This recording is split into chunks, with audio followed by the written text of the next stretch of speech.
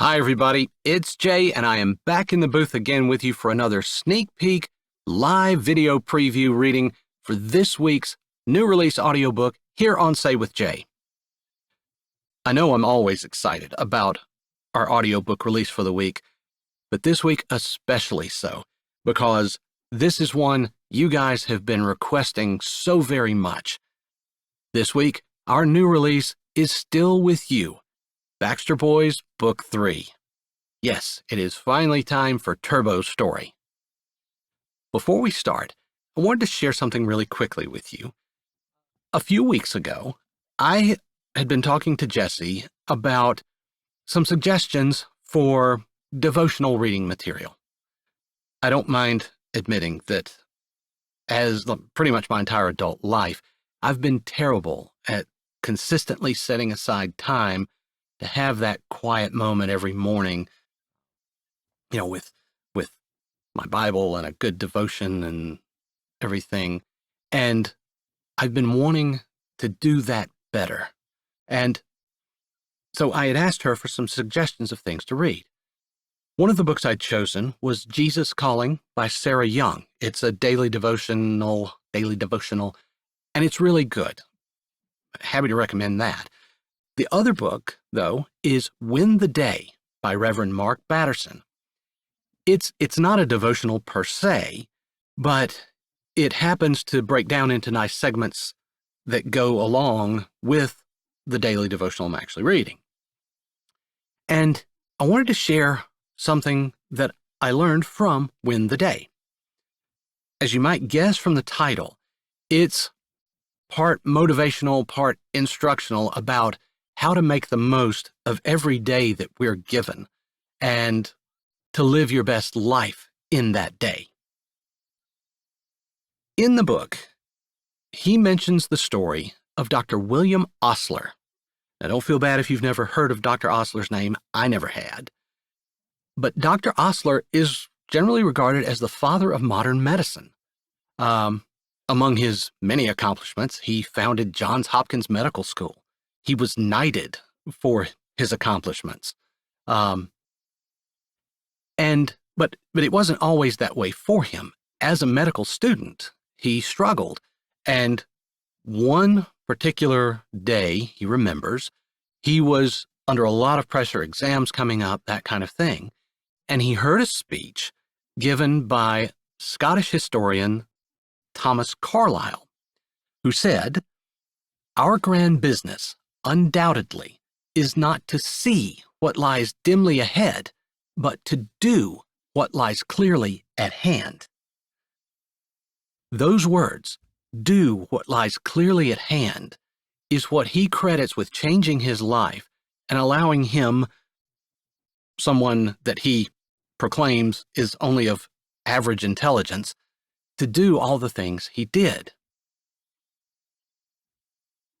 One day in 1913, he was giving a speech to students at Yale University, and he mentioned that the load of tomorrow, added to that of yesterday, carried today, makes even the strongest among us falter.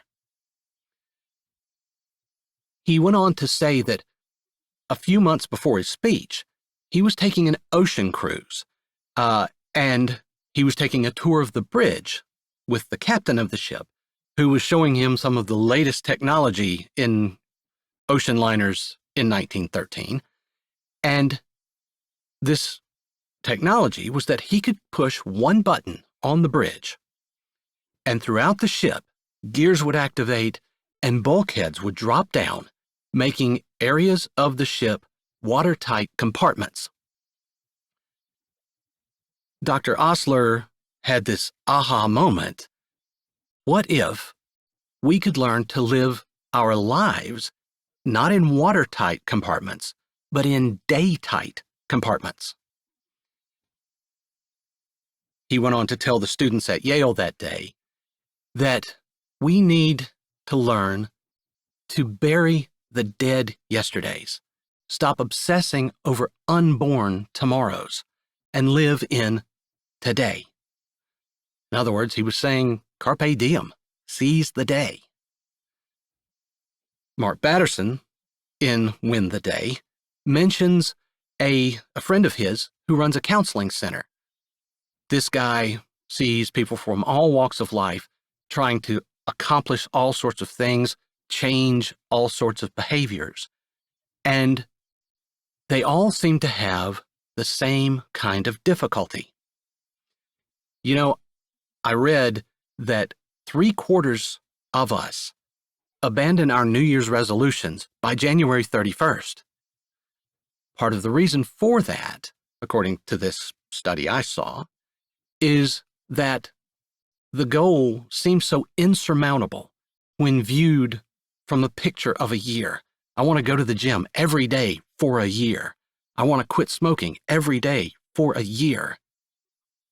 I want to have devotional time every day for a year.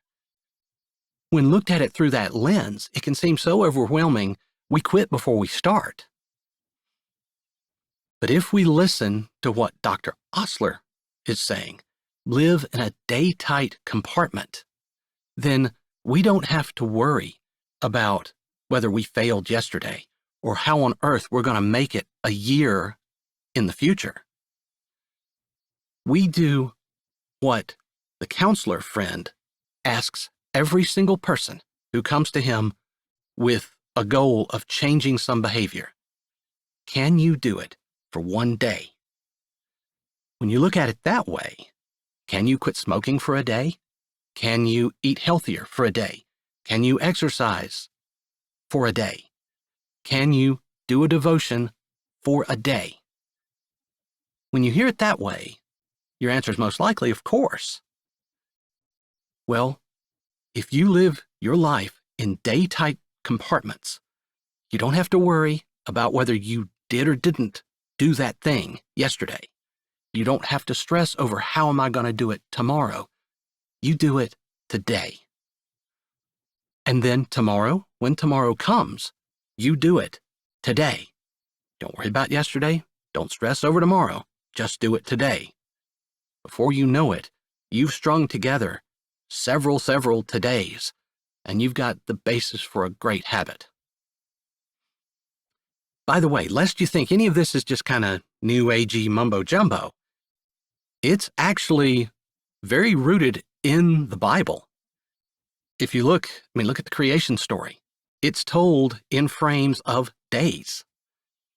Think about the Israelites leaving Egypt when they were provided manna from heaven.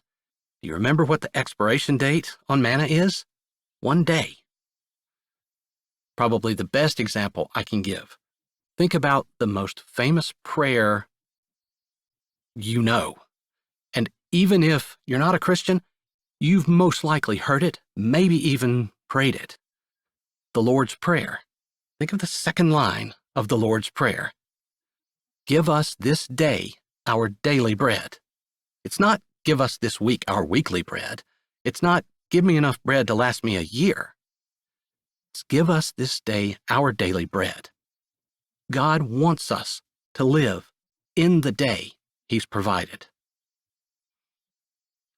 If we can learn to cast off the dead yesterdays, if we can learn to stop obsessing over unborn tomorrows, there's just no limit to what we can do.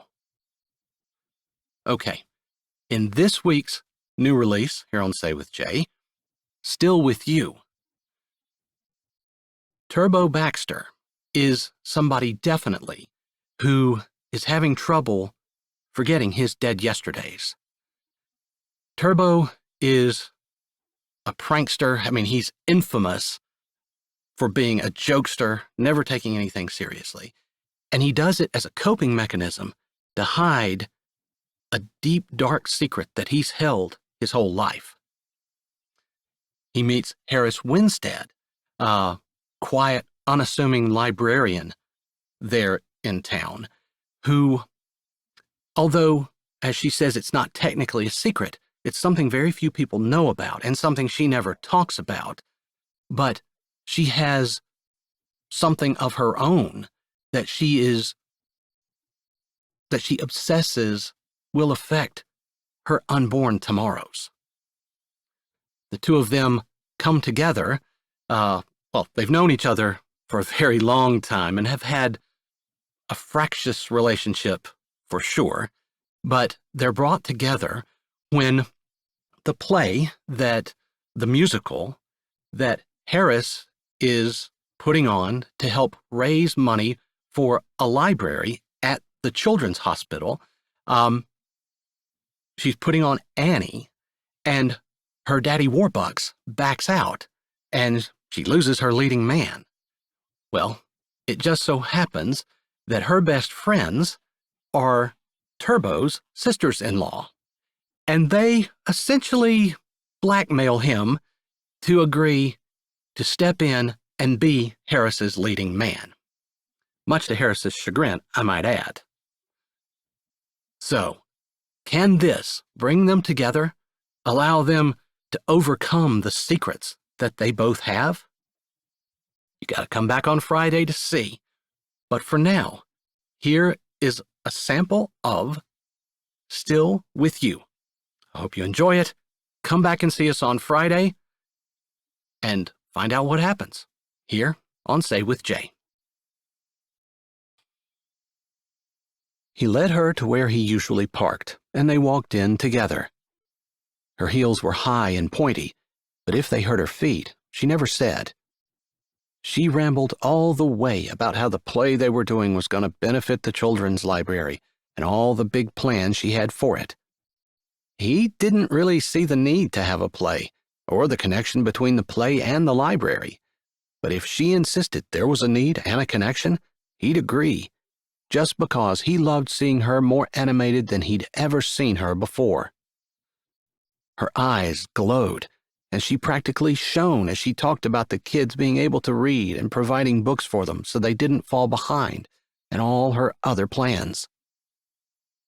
He nodded and tried to shut his brain down, because he really wanted to focus on how he could get the elevator to stop, so he was stuck in it with Harris. It wouldn't be hard. He'd just, "Are you listening?" "Huh?" Heat crept up his cheeks. "I was, but I did space out there once we stepped into the elevator." "Oh, you were saying that they'd given you rooms," he prompted, hoping that was close. "Oh, yes," and she picked up where she'd left off, her eyes shining, her movements quick and alive, her vibrant hair sparkling. It looked soft and inviting. He shoved his hand into his pocket to keep from thinking about touching it. They walked along the corridor, nodding to a couple of orderlies. As they neared the new children's wing, a middle-aged nurse in happy pink and blue scrubs rounded a corner. He recognized her but couldn't remember her name. "Oh, hi." She looked from Harris to him and back and kind of laughed. "You guys are like the odd couple. You must be partnering for some good reason." Harris's eyes grew wide. "Rachel, you know Turbo?" "Sure," she nodded. "If anyone can make a child laugh, it's Turbo. He's here more in the winter, usually, and mainly when we have big days, like What's Your Wish Day or the Christmas Festival. Every year, he volunteers to escort a girl to the Valentine's Day banquet." She tapped Turbo's arm. "It's a guaranteed good time if Turbo is there." Turbo shoved his hand deeper in his pocket. He wanted Harris to think well of him, and he thought all of this might help. But he didn't go around bragging about this stuff, and wasn't used to being talked about.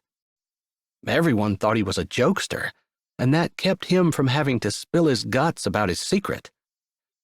It also gave him an out if someone needed him to read something. He could always make up a joke and end up getting them to read it to him. It worked almost every time. "Wow." Harris narrowed her eyes at him.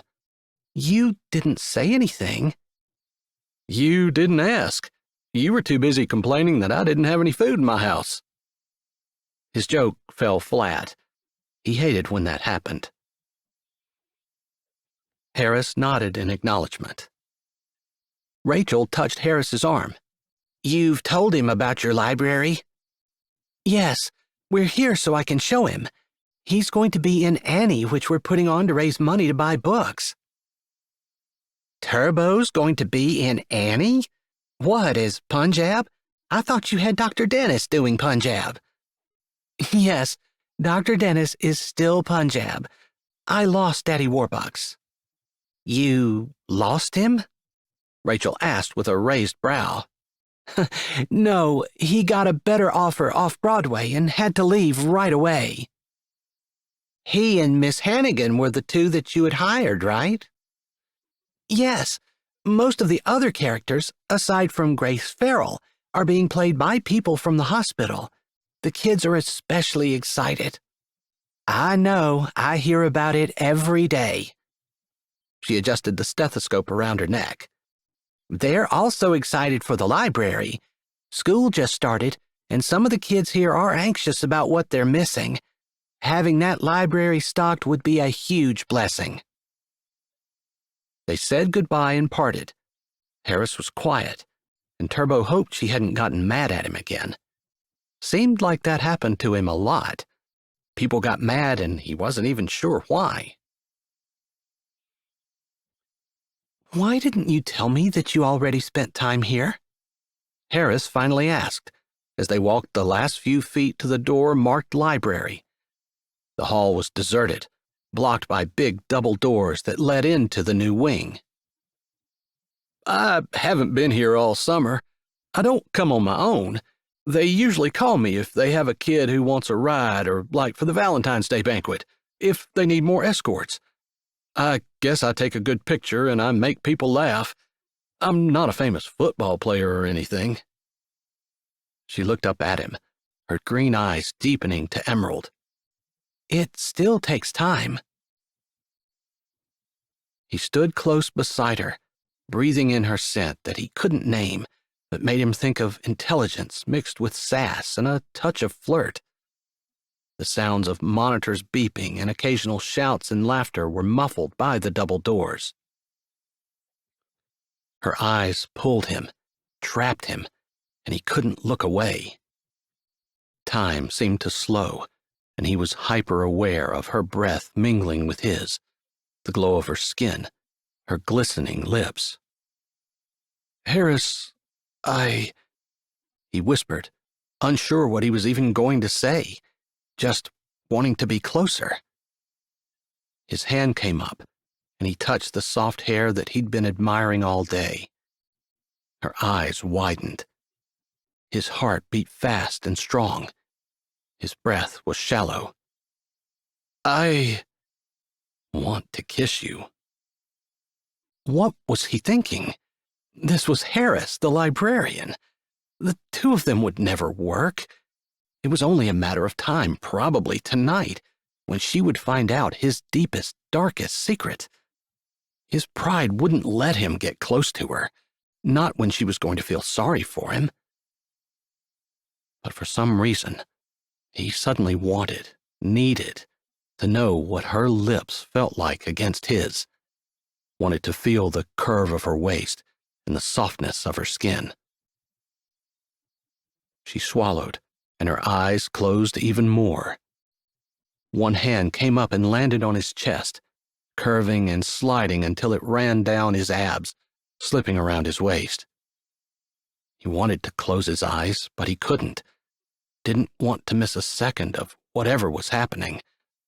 Harris touched him, and his whole body burned.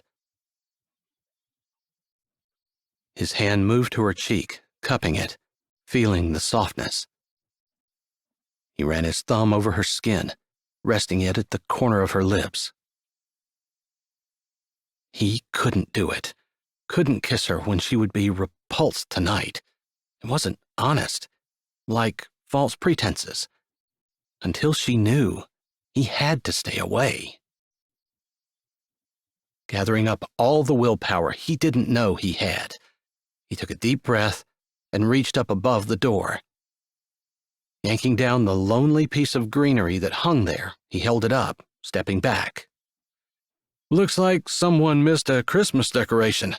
It's dangerous to let mistletoe just hang around anywhere.